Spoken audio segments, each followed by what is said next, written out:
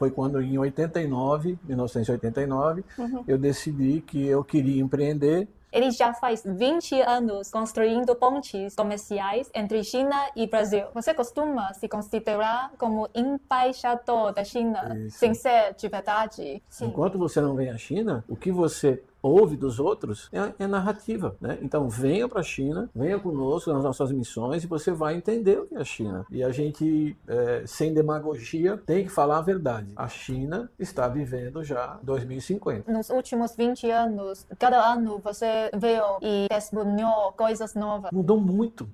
Você continuar vindo sempre para você ver como as coisas evoluem rápido. A próxima grande oportunidade de fazer negócios aqui na China. O desenvolvimento da robótica e dos veículos elétricos, que realmente a China está dando um show no mundo inteiro. Então você faça missões para feiras na China, né? Canton Fair. Era o primeiro passo, a primeira entrada na China, porque a gente consegue atender todas as categorias de negócio. Tem a maior diversidade.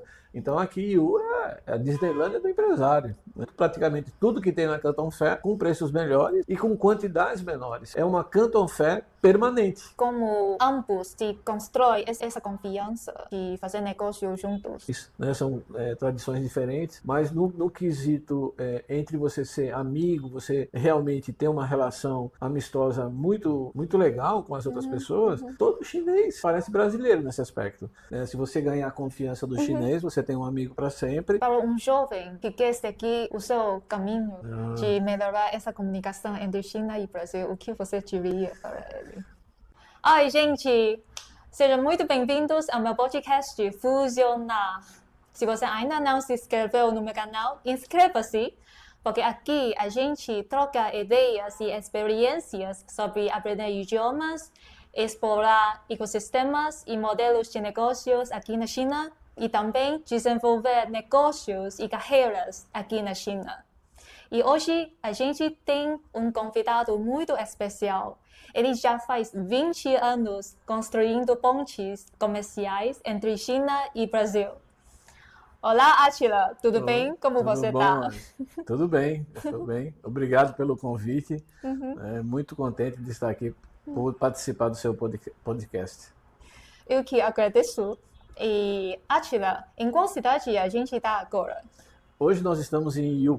Yiwu, o maior mercado atacadista do mundo, né? Exatamente. Nós temos clientes que estão sempre vindo a Yiwu, que são mais varejistas, atacadistas, e sempre que nós fazemos a Canton Fair, nós também fazemos a vinda até Yiwu. Muito legal. Primeiro, conta pra gente um pouco sobre quem você é. Bom, minha história com o comércio exterior começou há muitos anos atrás. Eu iniciei, meu primeiro trabalho começou com uma exportação. Eu comecei a trabalhar numa indústria têxtil, produtora de fios de algodão, no Rio Grande do Norte, no Brasil. E era uma fábrica que foi montada, era uma fábrica completamente nova. E a primeira produção dessa fábrica era uma exportação para a Tchecoslováquia, antigo país da cortina de ferro que se falava. Então, a partir dali, eu já comecei com o comércio exterior. Então, já comecei a trabalhar, meu primeiro emprego como empregado já foi numa indústria e já foi exportando. Exportação para Estados Unidos e Europa, né? Não, aí começou com esse primeiro contrato, era para a Tchecoslováquia, era um país europeu. Né? E depois é que vieram os outros mercados que foram conquistados expandir mais pela negócios. indústria. Exatamente. Em mais 4 décadas atrás. Sim, já faz muito tempo. Experiência muito rica. Um pouco. E me tira uma dúvida, por favor. 4 décadas atrás, então, naquela época, qual era o maior medo o desafio que os empresários brasileiros tinham sobre fazer negócios internacionais? Antigamente você tinha muito a incerteza, porque você não sabia nem como acessar aquele mercado. Então era uma coisa para grandes empresas, profissionais muito qualificados, e então não era uma coisa para qualquer um. Ao longo do tempo isso foi mudando e foi ficando mais acessível. E foi quando, em 1989, eu decidi que eu queria empreender. E lá em Natal começaram as exportações de fruta para a Europa e surgiu essa oportunidade. E não havia pessoas, empresas que tinham a capacidade técnica de fazer todo o processo de importação, de exportação, desculpa. Entendi. Então, em 1987, você começou... 89. 87, você começou sua carreira, Sim. o primeiro trabalho, e só 2 anos depois você já começou a empreender, ter Sim. a sua própria empresa. Exatamente. E então, o que te inspirou esses 2 anos de experiência, criar a sua própria empresa? Porque quando você tem o inseto do empreendedor, alguém que você é picado, né? Então, como eu já tinha essa vontade latente de empreender, e juntou as duas coisas, né? A necessidade com a vontade de comer, né? Então, aquilo fez com que eu tomasse coragem, saísse de um emprego estável. Aí minha esposa não gostou, minha família não gostou, porque é uma decisão difícil, né? As pessoas, você tem uma determinada estabilidade, você sair para uma aventura, as pessoas às vezes costumam não te apoiar.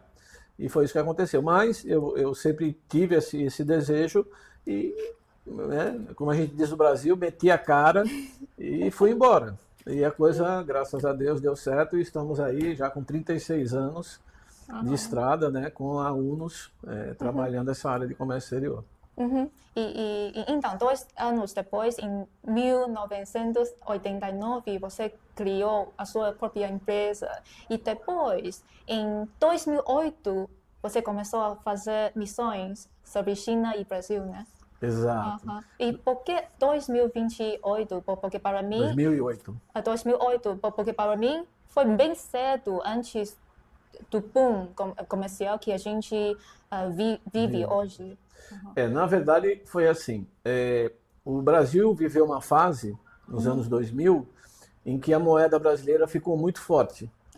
Então, várias empresas começaram a nos procurar para importar.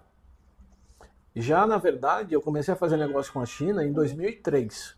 Né? Então, em 2003, já com o real muito forte, as empresas começaram a comprar máquinas, equipamentos, né? Já começar a negociar com a China porque ficou extremamente viável economicamente. E em 2008 apareceu meu primeiro cliente, um grande amigo querido, Armando, e falou: Átila, eu preciso ir para a China, preciso encontrar um fornecedor lá, eu não tenho muita referência, mas eu tenho algumas coisas que a gente pode tentar encontrar, mas eu preciso de um louco para ir comigo também. Aí eu falei, bom, se você estava procurando o louco, me encontrou. E saímos, assim, sem muita referência. Viemos para uma feira em Ningbo e procurar o produto que ele queria, que era um produto têxtil. E para nossa decepção, rodamos a feira inteira e não encontramos o produto.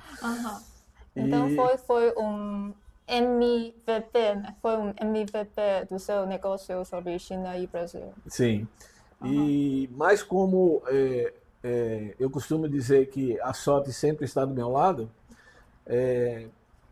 sem nenhuma pretensão, nós estávamos num stand olhando um outro produto que não tinha nada a ver com o produto que ele queria, e encostou uma chinesa e perguntou: olha, o que é que você está procurando? Aí eu expliquei o que é que eu queria, né? Ela falou: eu acho que eu sei onde eu posso encontrar esse produto. Eu falei: como é que você faz? Ela disse: não, eu posso ir com vocês contratam meus serviços e nós vamos procurar esses fornecedores. E assim foi feito. No outro dia ela foi com o carro dela, muito simpática, Maggie, nunca mais a vi aqui na China, e pegamos a estrada e fomos embora. E conseguimos encontrar no meio do nada uma fábrica que fazia os mesmos produtos. E a partir daí começou esse nosso cliente, começou a comprar da China, e aí vieram outros produtos, né? Mas foi assim, nosso primeiro Nossa primeira missão foi com uma empresa apenas, e aí depois, a partir daí, as pessoas começaram a saber que eu tinha feito aquele trabalho, aí perguntou, faria para outra empresa? Pronto, daí foi, uma chamou a outra, aí foi até a gente formar as missões que hoje a gente já faz. Então foi ao longo desse processo, você acumulou experiência, mais experiência nesse campo. Sim, e só com esse Se cliente... tornou uma referência nesse campo. Sim, e só com esse cliente que também nós temos sempre muita indicação, né? As pessoas vêm conosco, aí depois nos indicam para outras empresas, né? Então só com esse cliente eu vim 5 vezes à China. Então sempre foi um trabalho muito bom com ele, né? E hoje ele tem esse fornecedor há 16 anos, até hoje essa empresa ainda fornece para ele, são amigos, né? Você sabe como o chinês é, né? Se você ganhar a confiança do chinês, você tem um amigo para sempre. Então hoje ele chama Mr. Wei, então ele vai para o Brasil, meu cliente vai para a China, então já aquela de ir para casa, então já virou, não é só mais negócio, Entendi. né? É negócio e amizade, isso sim é uma verdadeira ponte, né? Sim. De amizade entre Brasil e China que eles conseguiram estabelecer, né? Estabelecer parceria no início da sua carreira e ajudou bastante expandir seus negócios depois. E como você resolveu esse primeiro desafio? Em qual cidade você conseguiu encontrar o primeiro fornecedor? Foi bastante desafiador, né? Porque a gente não tinha muita referência, mas aconteceu uma coisa tão absurda, né? E tão louca que a gente, quando foi entrando nessa cidade, e a gente ainda ia procurar, tentar encontrar, simplesmente aparece uma bicicleta com um chinês, com uma carroceria atrás, cheio do produto que a gente queria. Eu falei, não acredito, é o nosso produto. Né? E aí a Meg estava dirigindo, eu falei, segue esse cara, pelo amor de Deus, a gente precisa encontrar esse lugar. Em qual cidade? Também em Yiwu? Ou... Não, então... minha primeira vez foi em Ningbo. Então Ningbo? Era mais a região de Shaoxing, eu acho. Shaoxing, perto de Xangai. Também nessa província, né? Sim. Zhejiang província. Zhejiang província. E foi assim, uma coisa que a gente não conseguia acreditar, né? Porque parece que caiu do céu, assim, quando a gente viu a bicicleta cheia com o produto que a gente queria. Então, assim, foi muito legal. A gente não conseguiu ali naquele momento, porque aquela pessoa da bicicleta não quis nos dar as informações de onde ela vinha trazendo aquele produto, mas a partir daquela referência, aí Meg conhecia algumas pessoas, fez uns telefonemas e uma hora depois ali a gente já estava na fábrica, numa outra fábrica, aí foi fantástico. Aí tivemos uma reunião, aí o Mr. Wei chegou lá e colocou na mesa assim todos os produtos que a gente queria. Então nessa primeira tentativa foi a sua primeira vez na China, sim, né? Sim. Em 2008. Em 2008. Então, qual foi a sua primeira impressão sobre a China? Tem alguma coisa que te surpreendeu? Sim, porque a gente tem algumas referências, né? E algumas narrativas que você sabe, né? Que não são... E ainda mais em 2008. Hoje não. A gente tem muita informação na internet. Na internet. Né? Mas naquela época isso não existia. Então você já vem com um pré-conceito, né? Preconceito. De que as coisas, né? Que o chinês não é muito honesto, que não vai fazer o negócio certo, que você vai comprar um produto e vai levar outro, né? Então a gente tinha todos aqueles medos, né? Mas aí a partir do momento que a gente estabeleceu esse contato, a gente visitou a fábrica, a gente viu quem era a pessoa, a estrutura que eles tinham, nós recebemos as amostras, fizeram amostras, quer dizer, tudo para dar aquela confiança, nós recebemos e a partir daí a gente começou a fazer negócios, né? E até hoje tudo deu certo, né? Então, eu acredito que você primeiramente tem que ter a consciência, tem que saber fazer o negócio, né? E depois você avaliar se realmente aquele fornecedor vai ser o ideal ou não. Mas aquilo tudo para mim foi muito aprendizado, né? Porque a gente chegou pela primeira vez, não conhecia nada, né? Você imagina, nem a língua, nem nada. Então foi assim, um desafio muito grande. E eu até hoje agradeço muito a esse empresário, que é um amigo já de anos, mais de 30 anos, porque ele me deu essa oportunidade. Então, a partir dessa primeira oportunidade que ele me deu, foi que começaram a surgir as outras demandas de outras empresas para que eu também pudesse vir à China fazer esse trabalho, né? Então, a partir daí foi que a gente começou, né, com poucas pessoas, mais duas, né? Aí, o ano passado, nós fechamos aí que, para mim, já foi muita coisa, nós fechamos 18 pessoas, né? Mas no final, 3 tiveram um problema, decidiram adiar, né? E acabaram vindo só 15 pessoas. Mas para mim foi uma grande vitória, né? Para quem tinha uma pessoa, hoje está trazendo 15, e a gente espera agora em outubro de 2025 dobrar isso, né? Estamos trabalhando para isso. Com a sua ajuda agora aqui. Entendi, muito legal.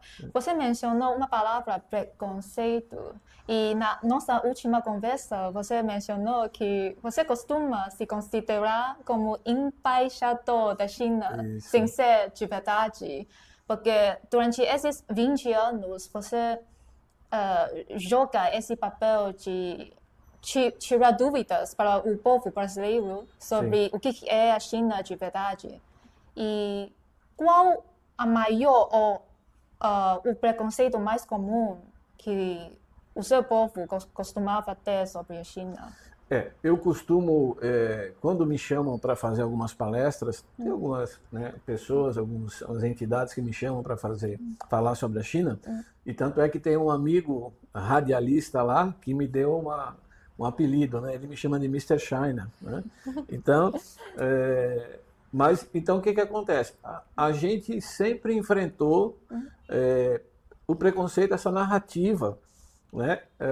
Por as pessoas não conhecerem, né? Fazem um julgamento completamente diferente.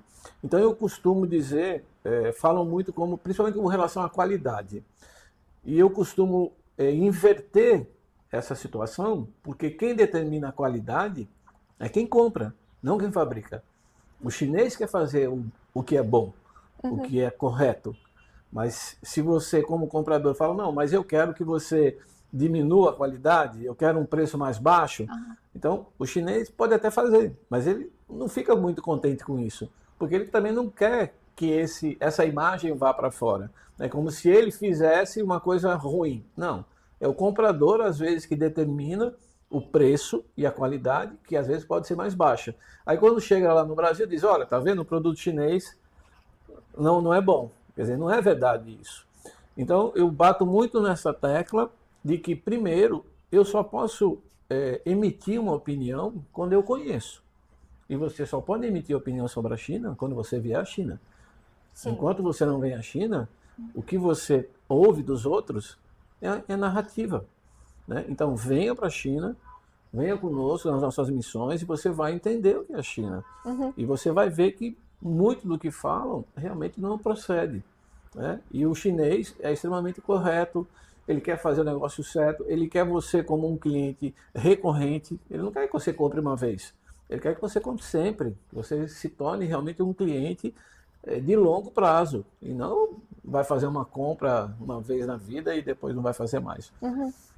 Então eu costumo exatamente falar nessas palestras que primeiro avalie bem antes de você emitir uma opinião de uma coisa que você não conhece.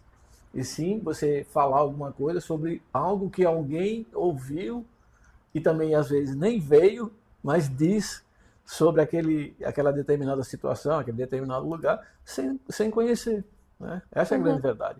Então, eu finalizo as minhas palestras sempre dizendo, você diz que o que tem na China não é bom. Então você acha que a China chegou aonde eles chegaram hoje só fazendo porcaria? O mundo inteiro estaria comprando na China se tudo que a China faz é ruim? Pare para pensar que isso está errado, não é? Isso não é o correto. Então, o nível que eles chegaram de tecnologia, mão de obra, comprometimento. Hoje o Brasil tem muito problema com relação se você vai comprar uma máquina. ele demora um ano para te entregar uma máquina. Aí você chega aqui na China, o chinês te entrega com 40 dias, 30 dias. Então, é muito diferente, né? E eu tenho importado máquinas, tenho clientes que têm se surpreendido com a qualidade, com o equipamento, né? Quando chegam lá, eles ficam impressionados com a qualidade do produto, né? Então, uma dúvida que o povo brasileiro costumava ter sobre a China é que talvez esse produto é tão barato, talvez ele não tenha qualidade muito boa. Muito boa. E você esclareceu essa verdadeira história da China através de convencer eles, os empresários brasileiros, a realmente vir aqui para ver a história, a realidade verdadeira. Isso, a gente tem um cliente, por exemplo, que ele estava comprando uma máquina na Itália, uma máquina muito sofisticada, que custava 240 mil euros essa máquina. Equipamento de cozinha? Não, era um equipamento para uma indústria de sorvete. E eu falei com ele, olha, se você me der a oportunidade, você me diz qual é o equipamento que você precisa e eu vou ver lá com os meus parceiros na China se a gente encontra um fabricante, mas você tem um compromisso de ir comigo lá, porque eu não entendo nada da sua área, do equipamento. Eu disse, não, arrume o fornecedor que eu vou com você para a China. Ok. Eu já estava aqui na China, encontrei uma fábrica em Wuxi. Aí falei, ó, encontrei a fábrica, vamos para lá? Ele disse, não, eu vou. Ele veio com o engenheiro do Brasil, aí fomos lá na fábrica. Ele ficou encantado com a fábrica. Né? E outro detalhe, ele acabou comprando o equipamento que ele queria por 1/3 do valor. Né? E até hoje o equipamento está trabalhando lá. E ele fez uma analogia. Ele falou, olha, eu estava comprando na Itália uma Ferrari, mas eu precisava de um BYD, entendeu? Então, assim, ele não precisava de uma coisa tão sofisticada. E a China, além de ter tido o equipamento que ele queria, era um equipamento mais robusto, mais simples, que não tinha que ele não precisava de tanta tecnologia embarcada como o equipamento italiano tinha, né? Então ele ficou muito satisfeito. Hoje ele já comprou várias máquinas aqui na China conosco, né? E é um defensor assim também fervoroso, né, dos produtos chineses, porque ele hoje sabe que essa narrativa mais dizer que o que a China produz não é bom, já ficou num passado muito distante, né? Quem ainda fala isso não sabe. Entendi. Né? E essa mudança na atitude ou mentalidade sobre a China tem uma premissa de tipo, você precisa vir aqui para ver a história verdadeira, mas eu acho que talvez a maioria do povo não tem essa oportunidade de vir aqui. Então, o que você acha ou o que você fez durante esse processo para ajudar a tirar essas dúvidas do povo? A maioria do povo que não tem oportunidade de viajar aqui. Exato. Não, na verdade, a maioria dos empresários com quem normalmente nós fazemos negócios, todos têm essa capacidade, né, de virem aqui. Mas, de qualquer forma, para aqueles que realmente não têm a oportunidade, para mim, tem todo o meu background das dezenas de viagens que eu faço, das dezenas de processos de importação que nós fizemos, dos clientes que também hoje podem atestar, né, e que nos ajudam a fazer com que essa imagem seja mudada.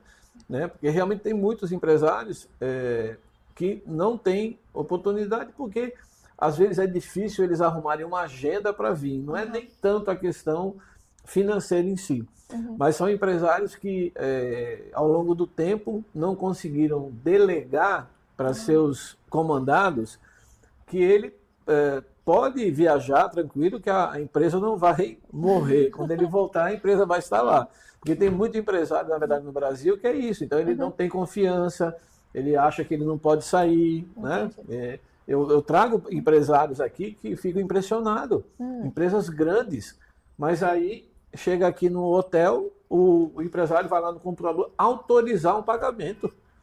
Não tem o staff lá, o gerente financeiro, o diretor financeiro, as pessoas que cuidam, né, e que podem fazer. Não, mas eles são muito centralizadores e querem ter o controle de tudo. Então, assim, às vezes não viajam porque não conseguem ter essa capacidade de se libertar um pouco do dia a dia e deixar a empresa ser tocada pelo staff, né?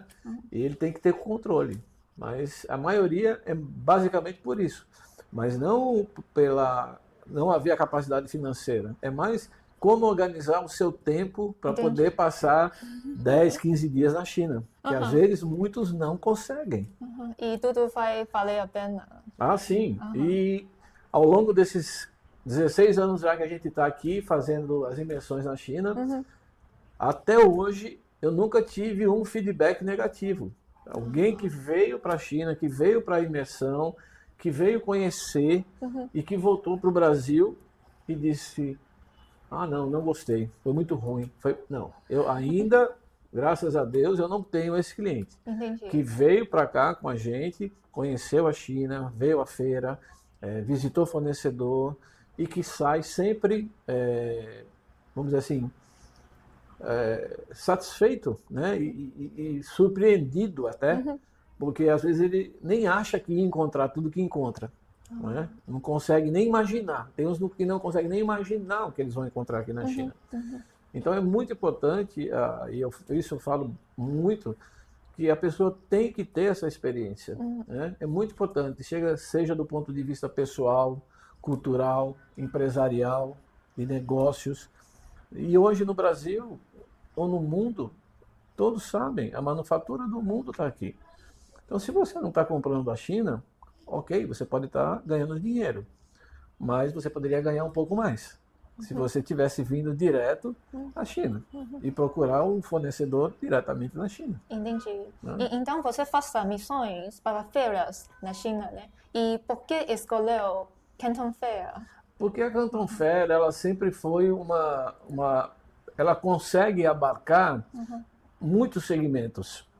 Né? Então, para mim é fácil conseguir captar os clientes, porque a gente consegue atender todos os aspectos, né? Todas as categorias de negócio. Tem a maior diversidade dos A maior diversidade, é uma coisa bem separada, são 3 fases. Né?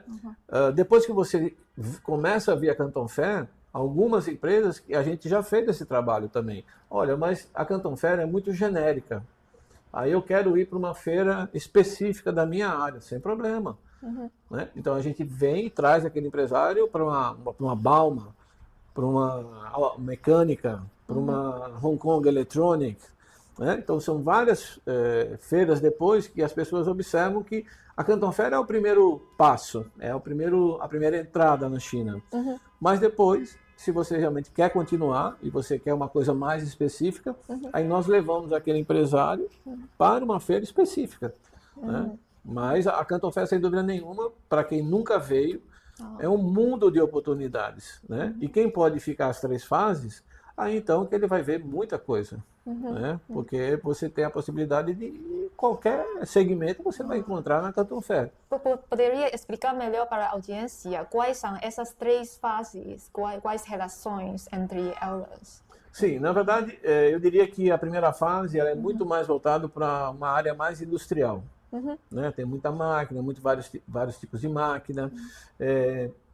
Até 2023, 2022. 23. Qual foi o primeiro ano que você começou com? 2008. 2008 com Canton Fair. Canton Fair, eu vim para Canton Fair também. Depois que nós fizemos aquele trabalhinho em Ningbo, nós viemos para Canton Fair. Legal. Então, você tem todo esse... As 3 fases, né? A primeira fase ela é muito mais, eu diria, mais para a indústria. Antes de haver a mudança, em 2023, me parece, para a parte de construção foi colocada na segunda fase, porque antes era na primeira. Né?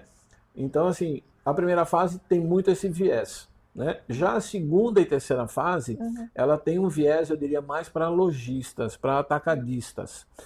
Então, e por isso que eu costumo trazer meus clientes que são da segunda e terceira fase para IU. Por isso que eu estou hoje em IU.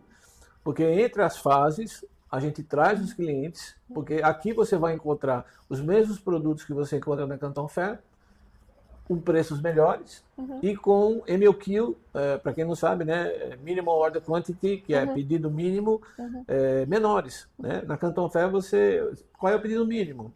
Normalmente eles falam um container, meio container. Aqui em Yiwu, no mercado, 5 caixas, 10 caixas, 20 caixas. Então, a gente consegue, para quem é lojista, que precisa de variedade, o atacadista, então aqui Yiwu é a Disneylândia do empresário, né? Porque aqui ele vai conseguir encontrar qualquer tipo de produto, praticamente tudo que tem na Canton Fair, né? Com preços melhores e com quantidades menores, de pedido mínimo, né? E de diferentes fornecedores, né? Ah, sim, sem dúvida nenhuma. Porque aqui, se você for considerar, é uma Canton Fair permanente. A Canton Fair só são 5 dias cada fase, mas Yiwu são 365 dias por ano. Então, se você vem para cá, é da segunda e terceira fase, às vezes eu digo, é melhor ir para Yiwu. Vá para Yiwu, que você lá você vai conseguir comprar as mesmas coisas melhores, quantidades, vai poder fazer um container com muito mais variedade. Então a gente costuma realmente indicar. Mas de qualquer forma, a gente sempre costuma falar como primeira experiência, conhecer a Canton Fair. Porque aí você pode avaliar exatamente os dois cenários, o que é Yiwu e o que é a Canton Fair. Né? Então por isso que a gente sempre sugere para esse nosso cliente, que é da segunda e terceira fase, via Yiwu também para conhecer. E acaba comprando muito aqui. Quando ele está interessado, quando eles estão interessados muito em comprar os produtos, mas ele ainda precisa desenvolver essa confiança nos produtos. Então, você disse que em Yiwu aqui a gente tem essa vantagem de tipo oferecer minimum product quantity para poder os empresários poder comprar de tamanho menor para testar os produtos. Exatamente, porque aqui você tem essa possibilidade, né? Você que tem uma loja, né? Então, por exemplo, a gente tem um cliente que ele tem lá, sei lá, 7.000 itens na loja. Então, ele vem aqui e compra, então tem containers que a gente manda para ele, tem 100 produtos. Então, aqui ele tem a possibilidade de fazer isso. Já na Canton Fair, para você fazer isso, é mais complicado. E aqui você tem pessoas, né, como o nosso parceiro, que a gente está aqui agora, que eles cuidam de tudo. Então, eles consolidam a carga, né, preparam um container, fazem toda a documentação, são pessoas confiáveis, trabalham conosco já há mais de 15 anos. Então, assim, eu posso mandar o pagamento para eles, que eu sei que eu não vou ter problema. Né? Então, ele faz essa distribuição, então ele recebe aqui, já paga os fornecedores, recebe a mercadoria, eles têm um armazém aqui, mandamos o container para lá, eles fazem tudo, preparam a documentação e mandam para o Brasil. Né? Só essa semana aqui, hoje, eles estão aqui tem 17 containers para mandar. Né? Então, assim, é muito trabalho. Né? Então, assim que a tomada de decisão for feita, tudo será muito rápido para resolver serviço logístico e todos esses serviços para fechar o contrato. Sim, para o cliente. A gente tem bastante agilidade nisso. Só que quando você trabalha quando você vai colocar uma marca própria no produto, sempre o primeiro processo é um pouco mais lento, porque você tem que desenvolver embalagem, né? Fazer a arte da embalagem, código de barra, às vezes tem produtos que precisam de manual, impressão de caixa. Então, até você formatar tudo isso é um pouquinho mais de tempo.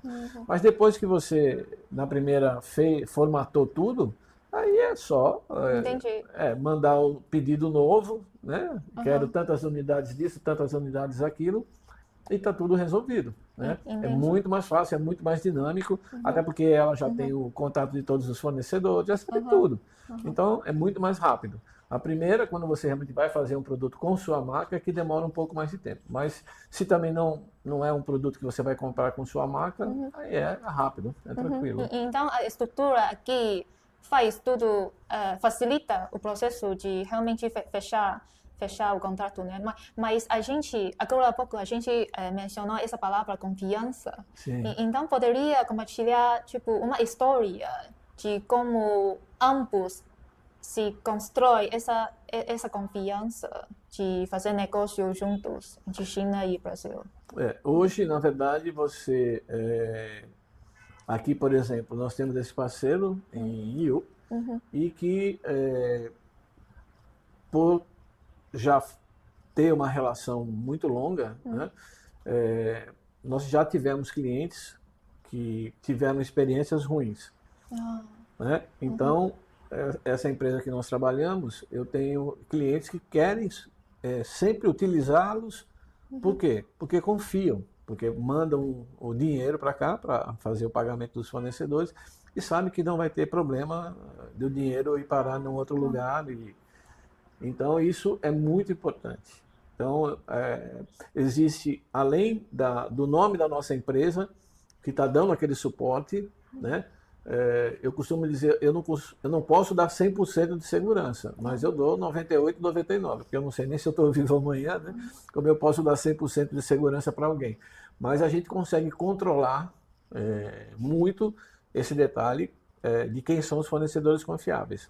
Né? E ao longo desses anos, a gente não teve nenhuma situação desagradável, né? Em que tivemos que pagar alguma coisa, o cliente recebeu e nunca entregou a mercadoria e lá no Brasil ele não, né, perdeu o dinheiro. Né? Então, a gente tem, pela questão da experiência ao longo desses anos, a gente tem os filtros e sabe como monitorar para que o comprador brasileiro, o importador brasileiro, não venha a ter essa tristeza, esse dissabor de enviar um pagamento para cá e nunca receber a mercadoria. Então, vale mais exatamente da confiança, da experiência, né, que a gente também tem e que a gente consegue passar isso para o cliente. Quais fatores você acha chave durante esse processo de construir confiança? Você mencionou detalhe em pagamento, né? Sim. Primeiro, né, é importante você fazer uma análise né, da empresa. Existem vamos dizer, sistemas que se faz para você saber se aquela empresa é real, existe. Fazer due diligence. Nós fazemos a due diligence, né? Fazemos a inspeção da fábrica, nós fazemos também a inspeção pré-embarque.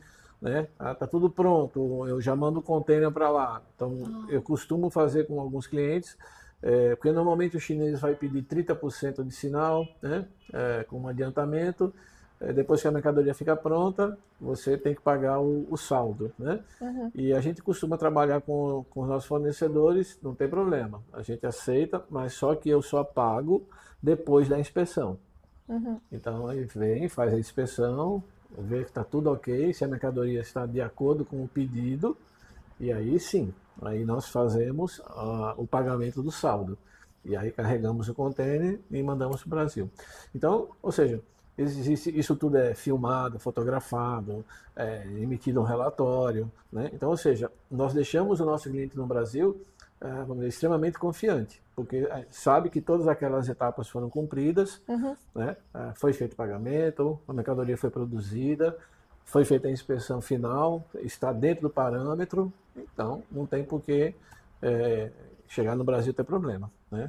Então a gente consegue minimizar todos esses problemas, e até porque o Brasil também no desembaraço aduaneiro é um pouquinho complicado. Então se você também não souber como adequar isso, você pode ter problema lá no desembaraço, ter custos extras, né? Então a gente procura realmente fazer esse trabalho de uma forma bem profissional para que isso não ocorra, minimizar todos os possíveis gargalos, né? Que você possivelmente teria se você não tiver uma empresa que tenha experiência em fazer aquilo, né? Entendi. É muito importante estabelecer padrões nos negócios. Sim, sem dúvida. Para facilitar o processo. Facilitar o processo, né? Você ter previsibilidade, você ter uma sequência lógica. Então, tudo isso, mas você tem que saber fazer. Né? Então, às vezes as pessoas no Brasil têm uma experiência desagradável. Por quê? Porque não procuram uma empresa como a nossa, às vezes vêm sozinho, às vezes se acham muito seguros de si. E aqui na China você tem que saber com quem você vai fazer negócio. Né? Então, por isso que é importante nas primeiras importações, até você adquirir confiança e tudo, procurar sempre uma assessoria séria, uma empresa que tenha um bom tempo de mercado, que possa realmente te orientar a que você não venha cair em armadilhas. Então, isso é muito importante.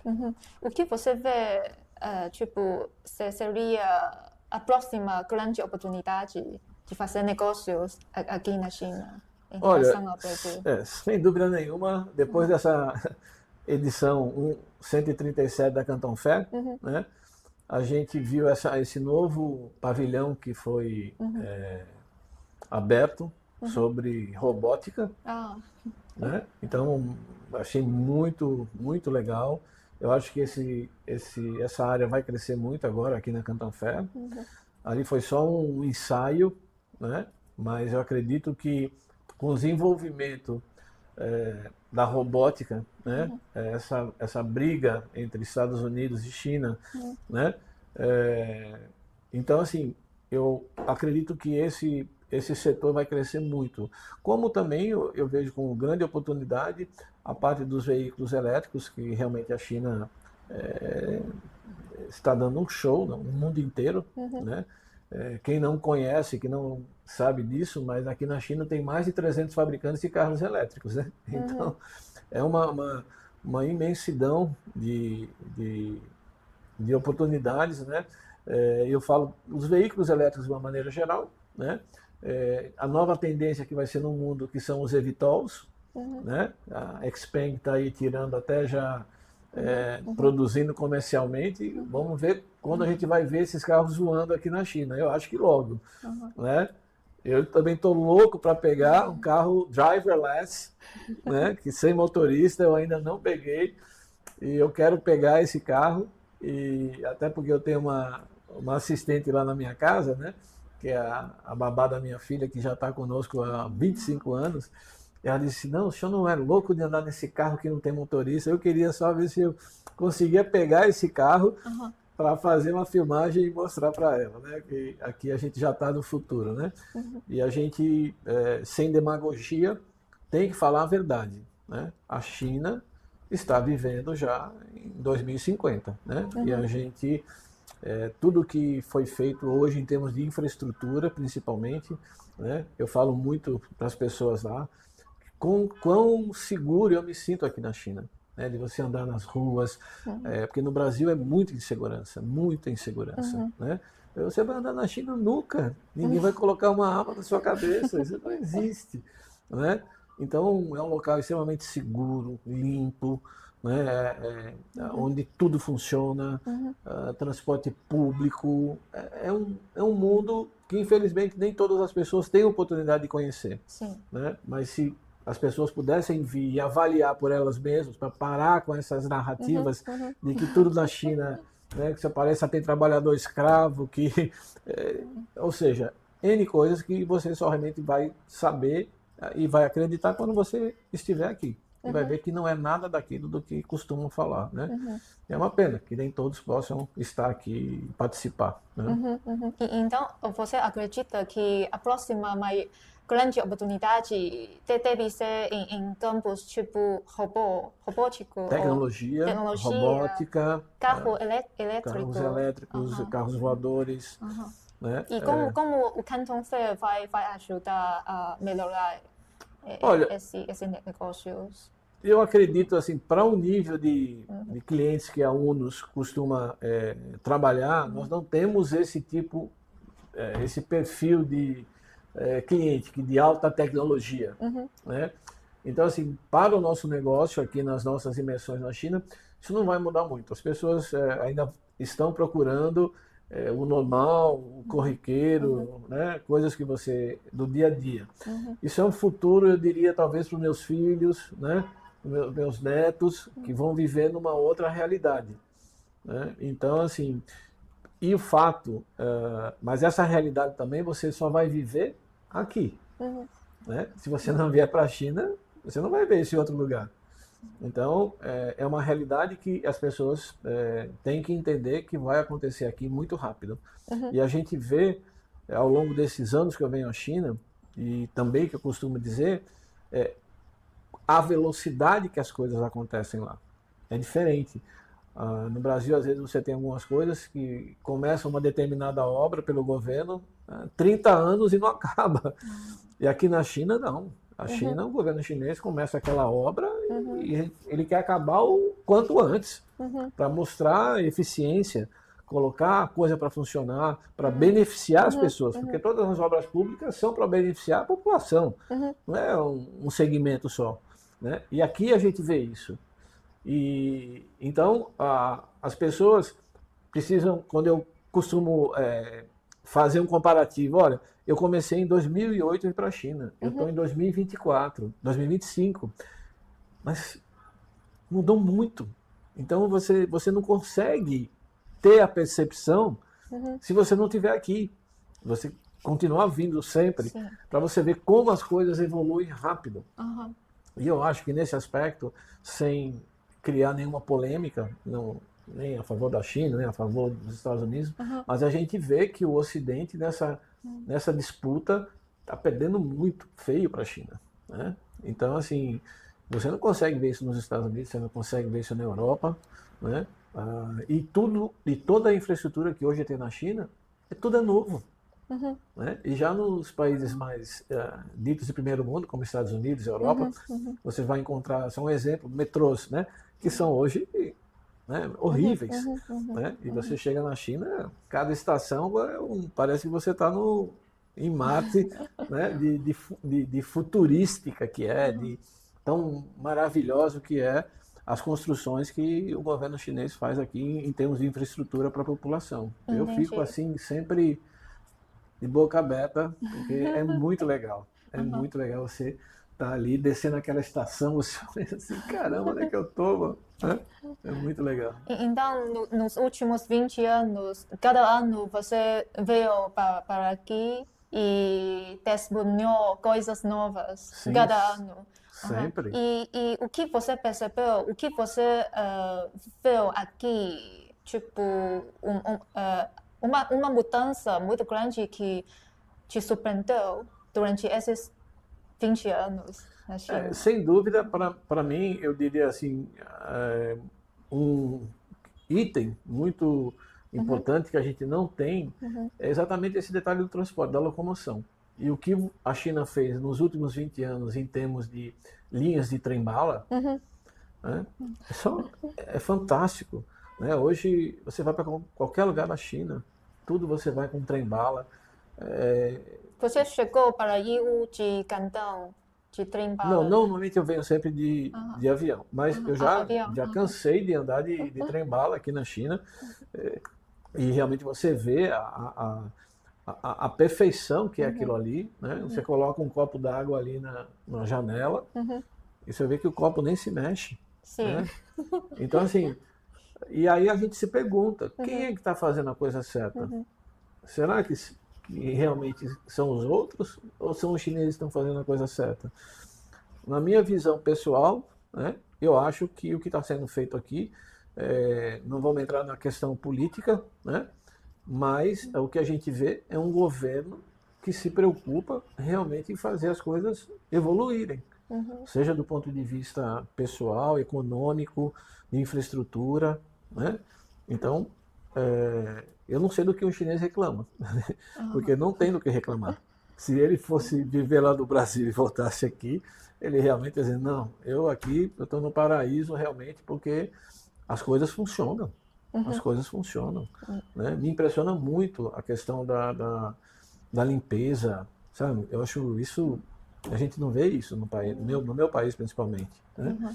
Então, é triste. Né? E aqui você chega e você vê tudo tão arrumado, tudo. Entendi. Os jardins todos bonitos, tudo cortadinho, tudo arrumado, as estradas perfeitas, sem buraco, sem nada. Fala, será que eu vou ver isso um dia no meu país? Não sei.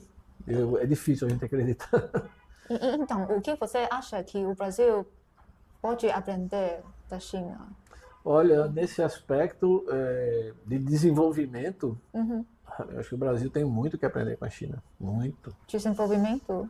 Desenvolvimento e fazer a infraestrutura, né? Porque hoje o Brasil tem uma defasagem colossal em termos de infraestrutura.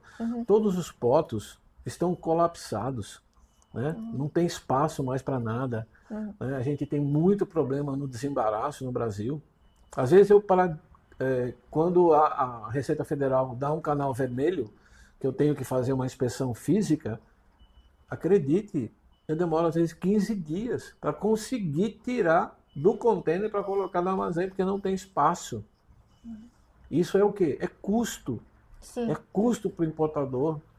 Né? Vai pagar muita armazenagem, vai pagar demurrage sobre a estadia. Então, assim, é completamente surreal. A diferença é gritante, né, entre China e Brasil nesse aspecto. E vice-versa. O que você acha que a China pode aprender do Brasil? Olha, o brasileiro, pelo menos nesse aspecto, quem não conhece, brasileiros é um povo muito amistoso, né? Sempre é um povo muito aberto, mas eu costumo dizer que eu encontrei isso aqui na China também. Eu nunca vi um chinês que não quisesse te agradar, te ajudar, né? Então ele faz de tudo para que você se sinta bem. Claro que a gente não tem o mesmo, vamos dizer assim, as mesmas tradições, né? São tradições diferentes, mas no quesito entre você ser amigo, você realmente ter uma relação amistosa muito legal com as outras pessoas, né? Todo chinês, eu falo, parece brasileiro nesse aspecto, né? E nem brasileiro é como chinês, porque a gente já cansou aqui de ir para lugares, para restaurantes, para bares, quando eles veem que você é estrangeiro. Eu nunca vi isso na minha vida. Daqui a pouco você está sentado ali na mesa, ele vê que você está tomando cerveja, chega 5, 6 cervejas. Quem mandou? Não, foi aquela mesa ali, aquele chinês que mandou. Aí dali já surge a amizade, ele já vem para sua mesa, ele já começa a conversar, e pronto, e toma cigarro, né? É impressionante. Então, assim, isso no Brasil você não vê. Você pode ter amizade, mas você primeiro precisa conhecer. Você não vai fazer uma amizade dessa como aqui na China, não. É muito difícil. Então, o chinês eu considero muito, muito amistoso e educado nesse aspecto. Né? E quando ele vê que é o estrangeiro, você vê que ele sempre quer fazer alguma coisa para agradar. Isso aí eu acho super legal aqui na China. Você é muito bem recebido aqui pelo povo. Pode ser, mas eu acho que não é bem isso não, porque para eu ser bem recebido, o outro lado também tem que ser, vamos dizer, recíproco. Né? Então, normalmente sempre a iniciativa parte do chinês, não é do brasileiro. Então eu não diria que sou eu, não. Eu acho que é mais essa cultura do chinês, realmente, né? Dele ser amigo e tal, né? E querer fazer você se sentir bem. No Brasil é difícil, né? Você consegue isso talvez num ciclo fechado. Aí você chegar num bar, num restaurante, e daqui a pouco, quando você vê, já tem 10 chineses na sua mesa, todo mundo brincando, bebendo. Isso aqui é só na China. Né? Todo mundo gosta disso. Então, assim, a gente falou sobre cultura, né? A gente falou sobre confiança, construir com confiança nos negócios. Durante esses 20 anos de ajudar a conectar clientes brasileiros com fornecedores chineses, você percebeu alguma diferença cultural que realmente a gente precisa tomar cuidado quando a gente faz esse tipo de negócio entre dois países? Olha, eu não diria o fato de você tomar cuidado, né? Eu acho assim, ao longo desses anos, o que é que eu pude perceber? Quando eu cheguei aqui em 2008, a primeira visita que eu fiz numa fábrica, eu costumava dizer que a China ia ser dominada pelos jovens e mais pelas mulheres. Por quê? Porque você chegava naquela fábrica, você tinha um sobrinho, uma sobrinha, um filho que tinha que fazer interlocução, porque eram os mais jovens, que já estavam aprendendo na escola inglês, então eles faziam essa ponte. Né? Porque se você pegasse já em 2008 um chinês com 40 anos, você não via nunca um chinês falando inglês. Sim. É impossível. né? Porque a geração mais velha, a geração que herdou, que começou o desenvolvimento, eles não tiveram tempo de aprender inglês. Então, eles sempre dependem de um tradutor, né? Que sempre é uma pessoa mais jovem. E, ao longo desses anos, o que eu observo é que cada fábrica, cada visita que a gente faz, você tem um número muito maior de mulheres que sempre estão ou na parte de vendas ou na gerência. Você tem homem, mas é bem menos. Pelo menos eu posso dizer que a maioria sempre são mulheres. Eu vou para Canton Fair, é a mesma coisa. Às vezes, quando é uma questão técnica, você vai e chama um chinês, um homem, né, um engenheiro, sei lá. Mas o approach, quem faz com o comprador, com o cliente, sempre é uma mulher. Né? Então, assim, por isso que eu costumo brincar. Eu falo, olha, para mim a China vai ser dominada pelos jovens e pelas mulheres, né? Até porque parece que tem mais mulheres do que homens, né? Na China. Então, a China está em muito boas mãos, né? Porque as mulheres, elas são mais focadas, né? São mais responsáveis, né? O homem já, às vezes, é um pouco, né? Meio louco, né? Mas, então é isso. Então, acho que nesse aspecto também é um ponto, eu diria, favorável à China. Né? Porque vocês têm pessoas no comando dessas empresas e tudo, quem faz esse elo, essa ligação, né? Vamos dizer, com o mundo exterior, né? Sempre são realmente mais as mulheres bem preparadas, e diga-se de passagem, é difícil você ver uma menina, uma pessoa daquela empresa que vem. Você fica impressionado como elas dominam aquele assunto. E às vezes o assunto técnico também. Não é só, vamos dizer assim, só a parte de relacionamento, só a parte de venda. Né? Mas se você vê também, às vezes, que você tem aquela menina ali que ela sabe muito do produto. E dá aulas para você ali. Né? Então eu falo que vocês aqui, ainda também nesse aspecto, têm essa vantagem. Né? De realmente as pessoas que estão hoje fazendo essa interlocução entre o Ocidente e o Oriente, né? De estarem muito bem preparados. Isso ajuda muito. Dá segurança para a gente, né? As pessoas bem preparadas com conhecimentos realmente ajudam essa intercultural, comunicação intercultural. Sim, sem dúvida. Mas existe tipo um caso que você acha que talvez realmente tem esse tipo de culture shock entre nossos dois povos nos negócios? Que a gente precisa prestar atenção?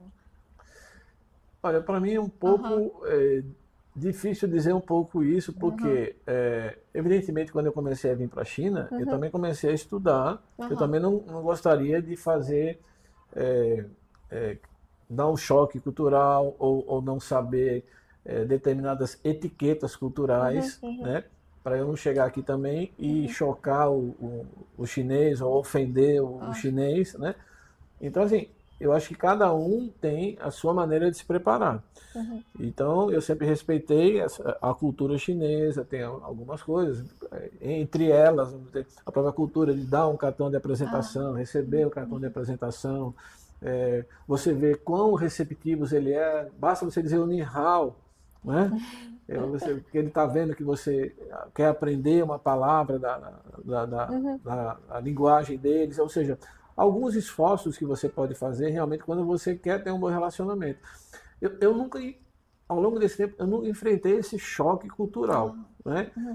Eu acho que um dos pontos mais, vamos dizer assim, para a gente, normalmente com relação, às vezes, ao tipo de comida. Né? Porque às vezes você, aqui na China, como na Índia, alguns lugares assim, vocês comem muita pimenta. Então isso é um grande fator, que na verdade para vocês, às vezes a gente fala no restaurante, não, spicy, little spicy, né? Pouca pimenta. Aí eu falei, pouca pimenta, né? Mas quando pouca pimenta para você, para mim é muito, né? Mas assim, eu diria que esse para mim acho que foi o maior choque que as pessoas às vezes, né? Mas, fora isso, eu não vejo um choque maior entre as culturas, não. Apesar que, como eu falei, como vocês hoje, a maioria são jovens, que estão sempre à frente dessas empresas, você já tem uma cultura um pouco mais ocidentalizada.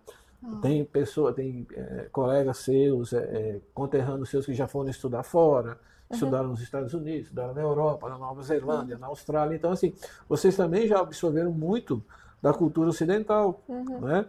Então, eu, ao longo desses anos, eu nunca enfrentei realmente, eu particularmente, nunca enfrentei esse choque cultural, não. Eu acho que é mais, só mesmo com relação a esse detalhe da pimenta na comida, que eu acho que é o choque mesmo. Apesar que todo mundo já sabe, né? E às vezes a gente, pela questão da etiqueta, que você sabe, né? O chinês sempre é muito simpático, convida você para jantar, convida você para almoçar e quer que você experimente todas as comidas, aquele negócio todo. Então, assim, esse é um momento de tensão, né? Que a gente realmente, todo ocidental passa, mas que a pessoa tem que ter um pouco de consciência e tentar ser o máximo possível educado, né? Mesmo que você não queira comer aquilo, mas você faça um esforço também, porque é uma demonstração de atenção, de educação para com o fornecedor chinês. Ele está fazendo de tudo ali para lhe agradar. Então, acho que o mínimo que você pode fazer é, pelo menos, tentar. Não experimenta acabou. Mas, às vezes, você nem tentar, às vezes eu passo por essa situação. Eu falo, rapaz, olha, tente, pelo menos, experimentar. Tudo bem, não gostou, não coma. Mas nem experimentar, fica uma situação tão, né, desagradável, né? Mas que eu acho que para o chinês, eu acho que é um ponto bem crucial esse detalhe, né? Do ocidental, às vezes, né? Você não querer experimentar muitas comidas e tal, né? Mas é uma questão cultural mesmo. Esse é o choque cultural, realmente. Acho que a Atila também acabou de mostrar a cultura brasileira de empatia. Sim, eu hoje tento até levar, né? A primeira vez que eu fui no Hot Pot, né? Eu achei super legal, né? Porque isso não tem no Brasil, né? Talvez tenha um bairro lá no Brasil, em São Paulo, a Liberdade, que todos os asiáticos estão lá. Coreano, chinês, japonês, tá tudo lá. Então pode ser que tenha Hot Pot lá, eu nunca vi, né? Aí é legal, eu acho que o Hot Pot é um detalhe da cultura culinária chinesa que todo mundo devia ir, porque tanto eu já fui no Hot Pot que você faz com água, como também já fui no Hot Pot que é com óleo, né? Que você cozinha com óleo ou com água, né? Então, assim, é super legal. É uma experiência diferente, que a gente não tem isso no Brasil. Eu acho que todo mundo devia experimentar. Então, qual o seu, falando sobre gastronomia, qual o seu prato favorito chinês? Hot Pot. Hot Pot? Hot Pot, eu gosto. Mas Hot Pot picante? Ou... Não, também picante não. Aí picante que tipo de Hot Pot? Quais ingredientes não, no líquido? carne, camarão, peixe... tem aqueles cogumelos, nós somos aqui, a nossa parceira aqui, em Jane. qual região você gosta mais? De qual Não, aqui, região? normalmente, o Hot Pot, basicamente, eu faço sempre em Yiwu. Ela me leva para um que tem aqui em Yiwu, que é muito sofisticado, é muito bonito. Os pratos são uma coisa linda, vem toda aquela decoração, aí vem aqueles king crabs, né, enormes, aquelas patas enormes. Então, assim, camarão, não tem nada que seja diferente do que a gente come, né? Então, às vezes a maneira de cozinhar é que seja um pouco diferente, mas você falar que é diferente, não. É carne, é frango, é normal, bife, não tem diferença. Então, mas eu acho das experiências aqui mais legais, para mim, é o Hot Pot, porque é uma coisa bem diferente. A gente não está acostumado, ninguém vê isso no Brasil. Muito legal. Fico feliz por você gosta muito de Hot Pot aqui. Show, muito bom. E me fala, qual frase em chinês que você já pegou e você acha muito útil no cotidiano na China? Durante esses 20 anos. Pode ser que eu vá ter problema com essa frase.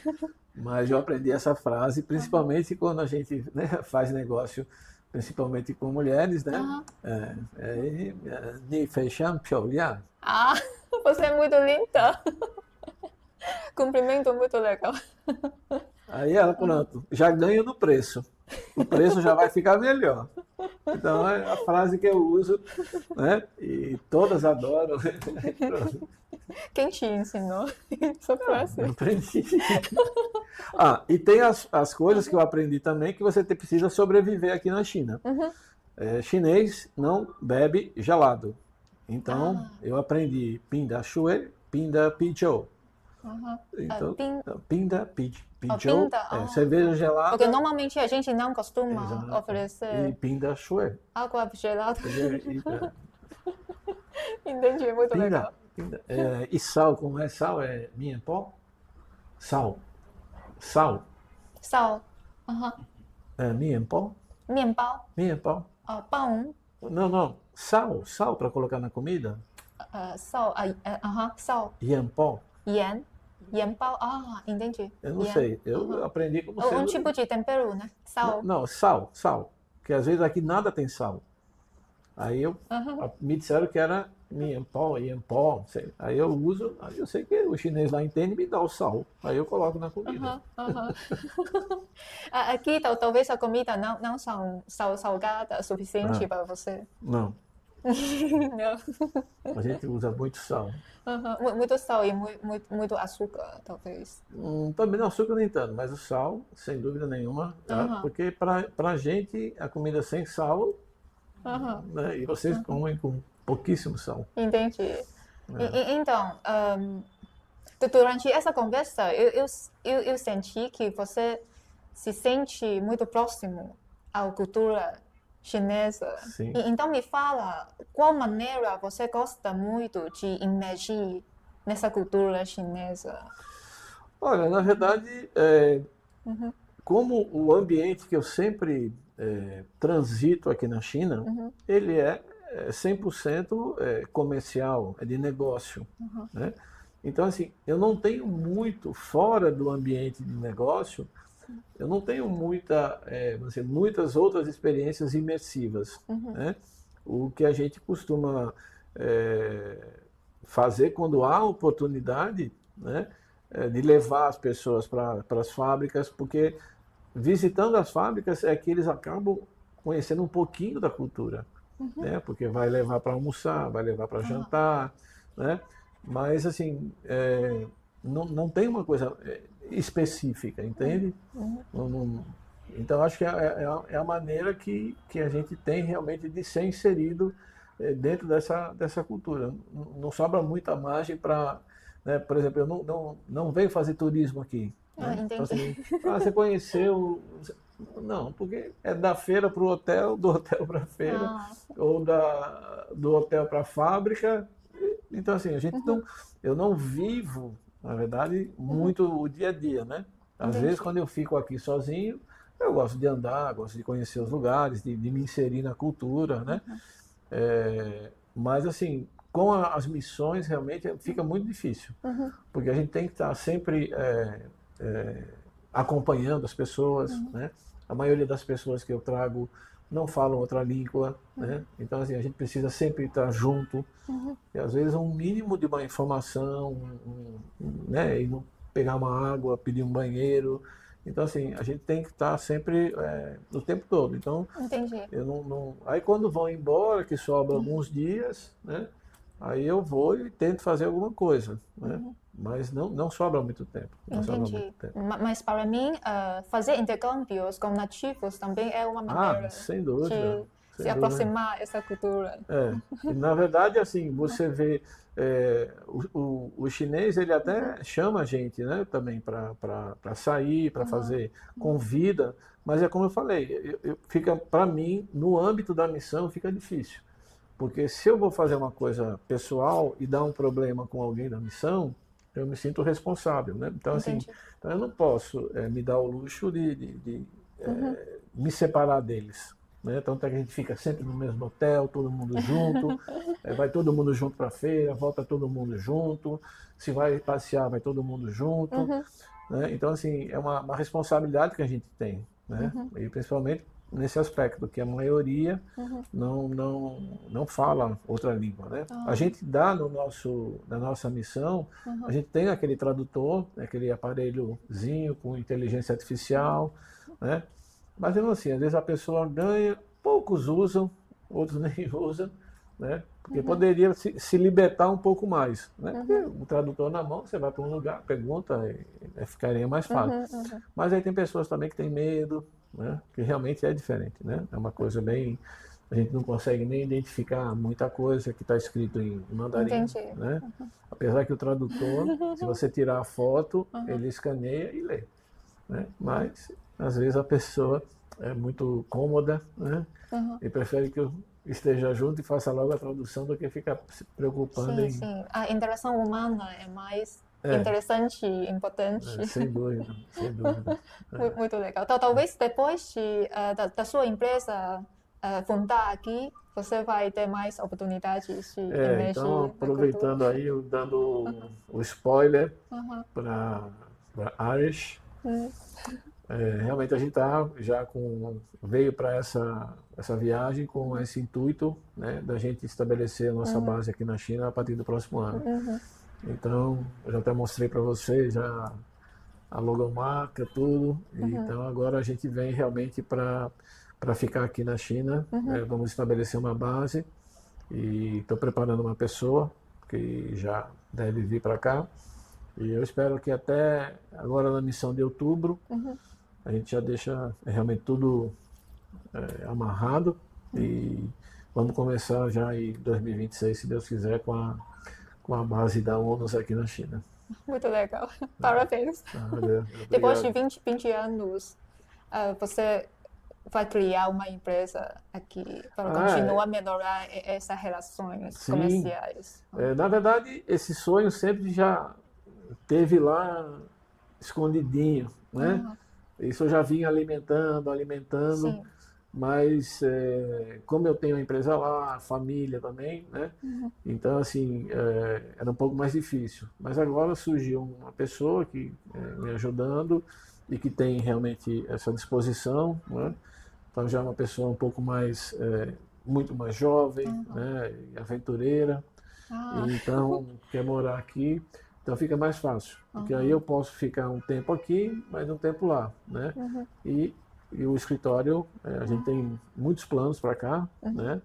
E a ideia também é a gente ampliar um pouco também, não só fazer Canton Fair, né? Porque tem muitas feiras muito boas na China, né? E então a gente quer fazer também, ampliar esse circuito, né? Trazer mais empresários para feiras mais específicas, né? Então, além de fazer depois todo o trabalho, também como agente, como parte de logística, consolidação de carga, né? Tudo, né? Que a gente pode fazer, tanto lá como aqui também na China. Muito e estabelecer uma base e, quem sabe, crescer aqui mais do que lá no Brasil. Nunca se sabe, né? Eu espero.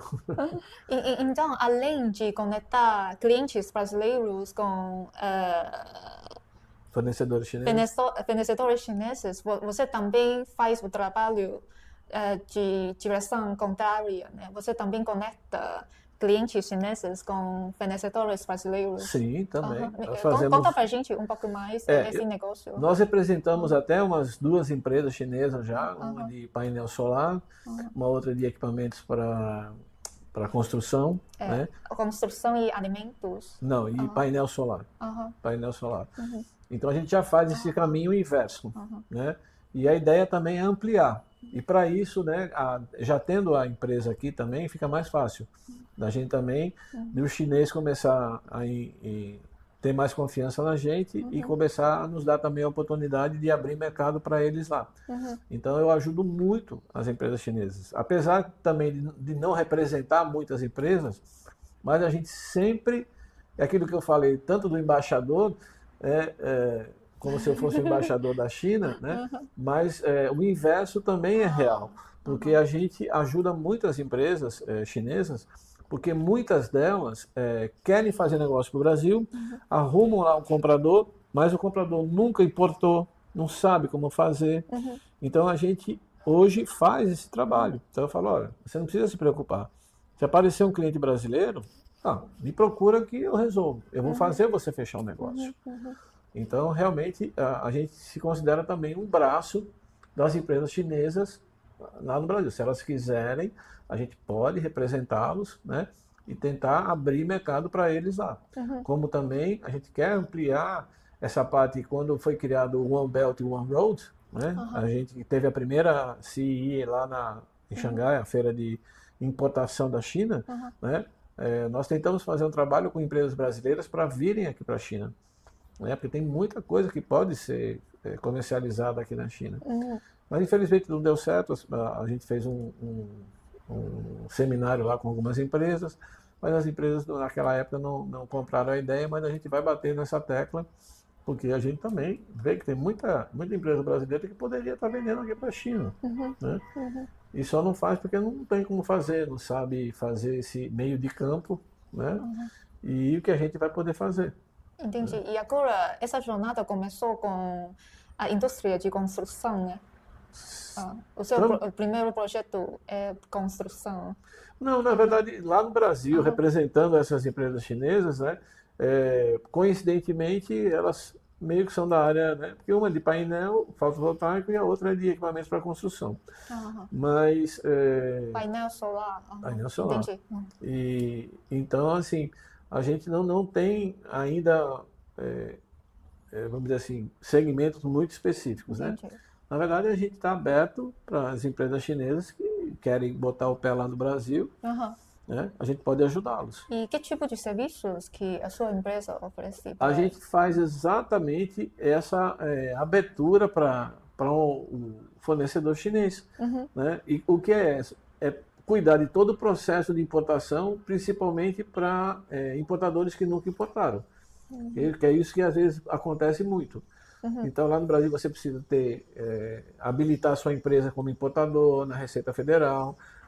Esse comprador não sabe fazer a logística, não sabe fazer o desembaraço, ele não sabe negociar com o fornecedor chinês, né? Então, a gente faz todo esse trabalho de unir as duas partes, né?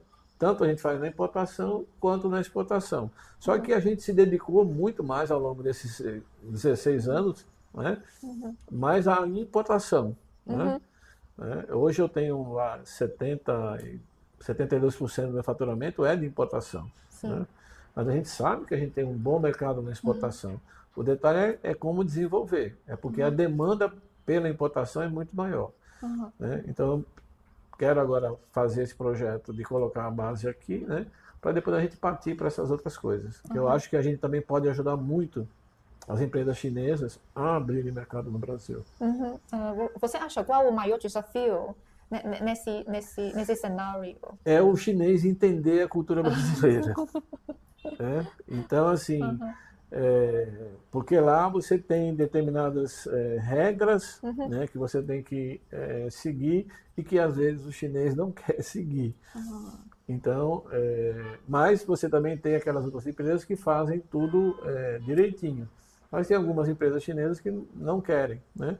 Então fica difícil para a gente trabalhar. Então eu só faço o que for assim, 100% direito, né? Então a gente precisa encontrar essas empresas que queiram realmente entender esse lado no Brasil, né? E aí sim fazer negócio sem problema nenhum.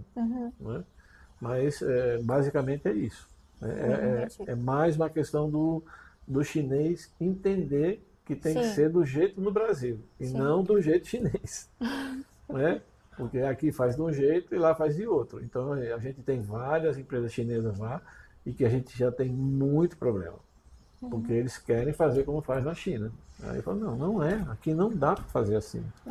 E às vezes a gente tem, isso sim é um choque cultural pesado.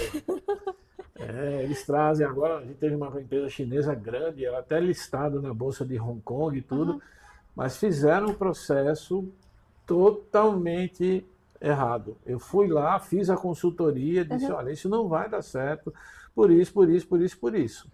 Tem que mudar isso. Resumo, mudaram? Não. Aí deu um problemão na Receita Federal. Ficou não sei quanto tempo para liberar, pagaram uma fortuna de armazenagem, né? Muita coisa. Né? Pode dar um exemplo? É complicado porque isso envolve uma parte comercial que eu, na verdade, tenho confidencialidade, aí eu não posso expor isso.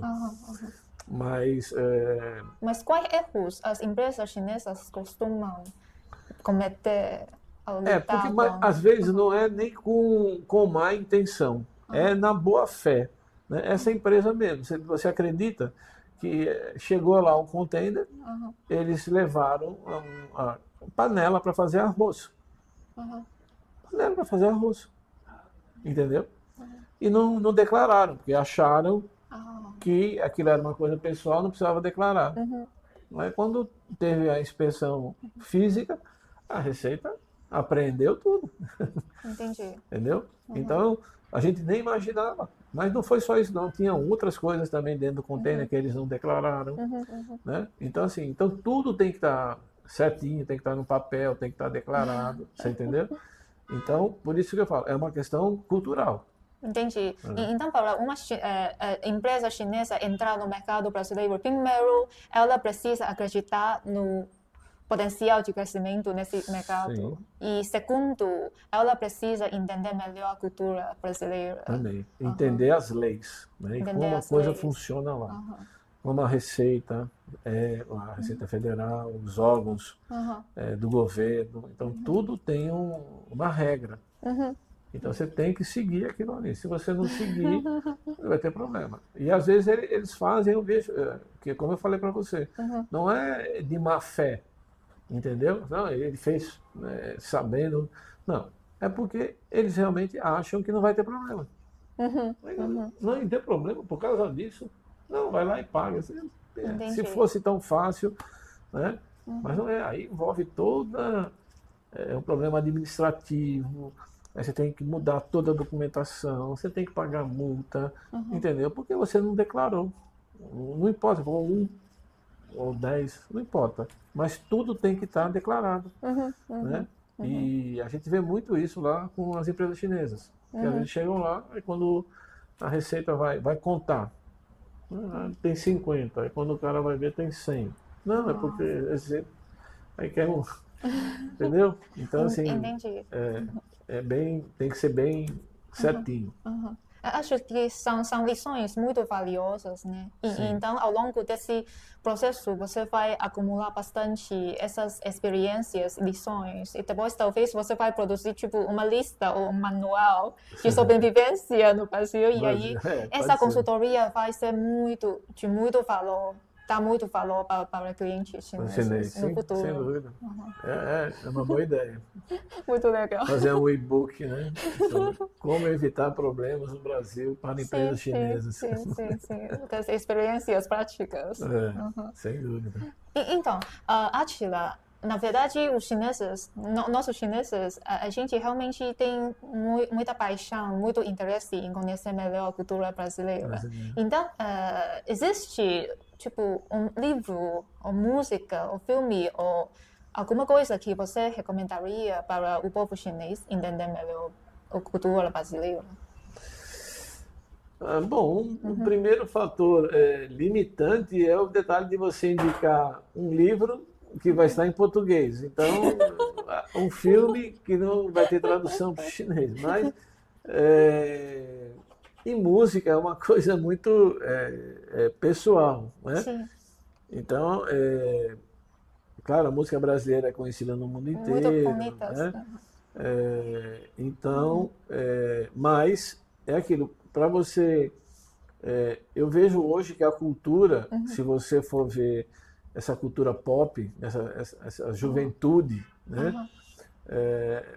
Já tem um gosto cultural, eu diria, musical, bem diferente das pessoas da minha idade ou mais velhas, né? E música, né, de uma certa forma, as músicas mais dos anos 60, 70, 80, né? São músicas mais, eu diria que as pessoas no exterior conhecem mais, né? Hoje a gente tem uma cultura muito eletrônica, né? Que você não consegue nem ter uma letra que se possa aproveitar, né? Entendi. É muito barulho, muita... Então, eu diria que a cultura nesse aspecto, para mim, né? Sou uma pessoa velha, já perdeu muito, né? Porque você colocar aquilo como uma coisa cultural é difícil, é difícil. Mas o Brasil é um país como a China muito grande, Vocês aqui têm vários dialetos, né? Muitas línguas. É o Brasil. O Brasil tem regionalismos, né? O pessoal do Nordeste fala de um jeito, o pessoal do Sul fala do outro, o pessoal do Norte. Então, nós nos entendemos, mas cada um com o seu dialeto, com o seu linguajar. É diferente, né, como né, um cantonês não entende o que um chinês fala, um chinês não entende o que um cantonês fala. É diferente. Lá não. O país inteiro consegue conversar em qualquer região, mas existem aquelas palavras que são regionais, né, que você não vai ver em todas as regiões, né? A região do Lucas que eles costumam juntar 2, 3 palavras e vira uma. É uma loucura, mas eles se entendem. E isso também é motivo de um pouco de humor, fazem humor com isso, né? Fazem meme, né? Ele sabe disso, né? Então, mas é uma característica do mineiro, lá da onde o Lucas vem, né? Já o paulista tem um jeito, o carioca tem outro, eu moro no Nordeste, é completamente diferente. Então, assim, mas a vantagem do Brasil é essa. Apesar de você ter esses regionalismos, a gente se entende.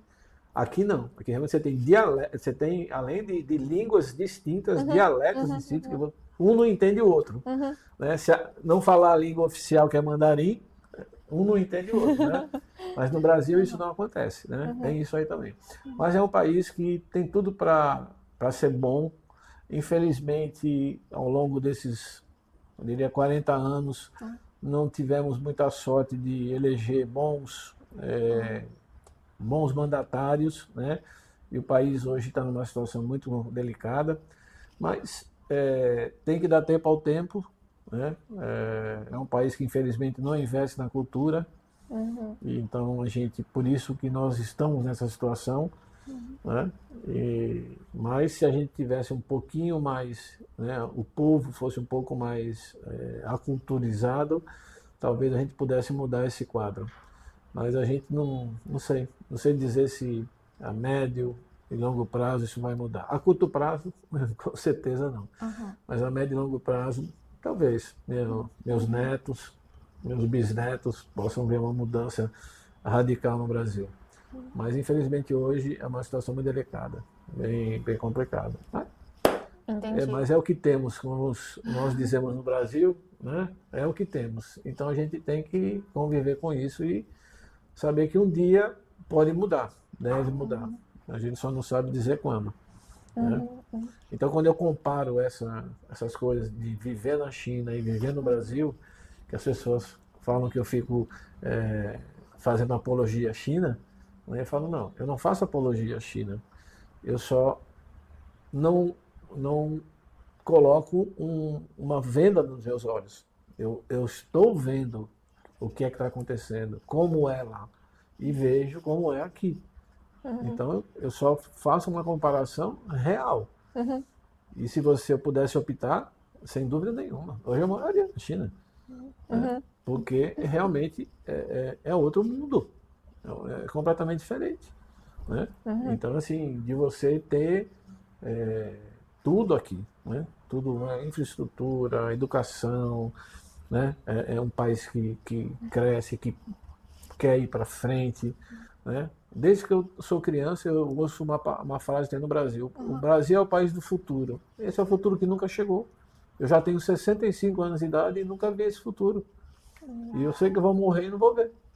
Né? Então é muito complicado. Entendi. Mas é isso aí. É o Brasil e a gente tem que se acostumar. E para um jovem que quer seguir o seu caminho de melhorar essa comunicação entre China e Brasil, o que você diria para ele? Primeiro, tudo que eu hoje fiz na vida só teve um detalhe que me fez chegar até aqui. A primeira coisa foi eu querer aprender inglês. Eu tinha muita vontade de aprender uma outra língua. Então, tudo que eu tenho hoje, eu digo a você, eu devo ao fato de eu ter aprendido inglês. Então, você quer trilhar o mesmo caminho que eu, quer trabalhar com comércio exterior, mas não quer falar uma língua estrangeira, é melhor você desistir. E se eu tivesse que dar um conselho para os jovens, e ao invés de aprender inglês, vai aprender mandarim. E não em inglês, tudo bem. Eu acho que tem que aprender também.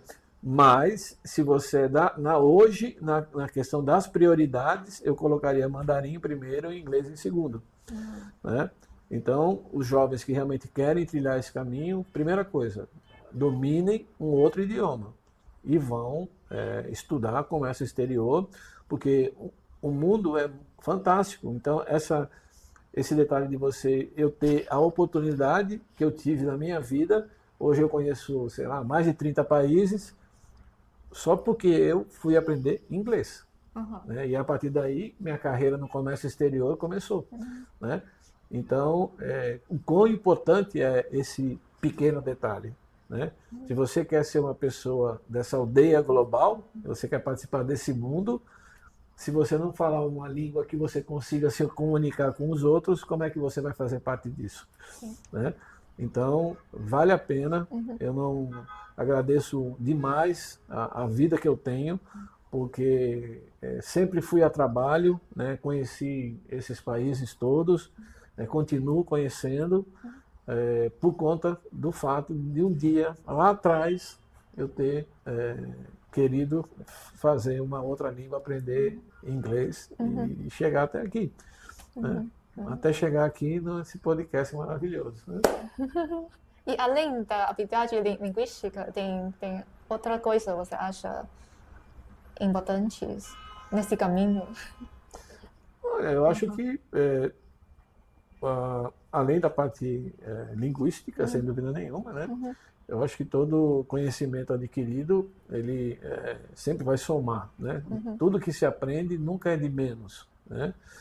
Então, eu diria exatamente para você se preparar, né? Se preparar, escolher uma boa faculdade para te proporcionar um conhecimento específico, mas também uma coisa abrangente, né?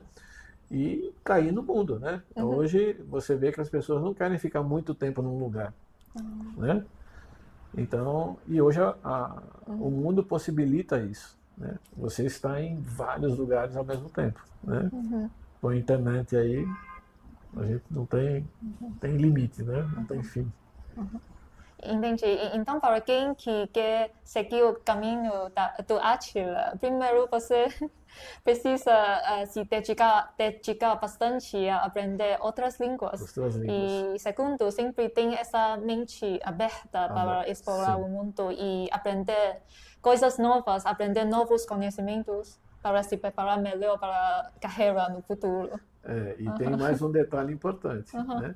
Você tem que gostar de um saguão de aeroporto, porque para mim não importa para onde eu estou indo. Então, se eu estiver no saguão de um aeroporto, indo para qualquer lugar, eu estou feliz.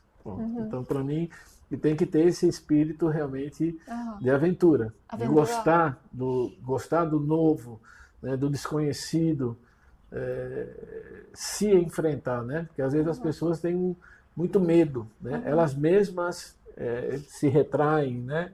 Elas se cortam, né? Então, é isso. Tem que ter coragem e pegar a mala e ir embora. Muito legal. Seja aventureiro nesse processo de realizar seu sonho. Exatamente, com certeza. E correr atrás dos seus sonhos, sempre. Muito obrigada, Átila. E também muito obrigada à nossa audiência por assistir esse episódio.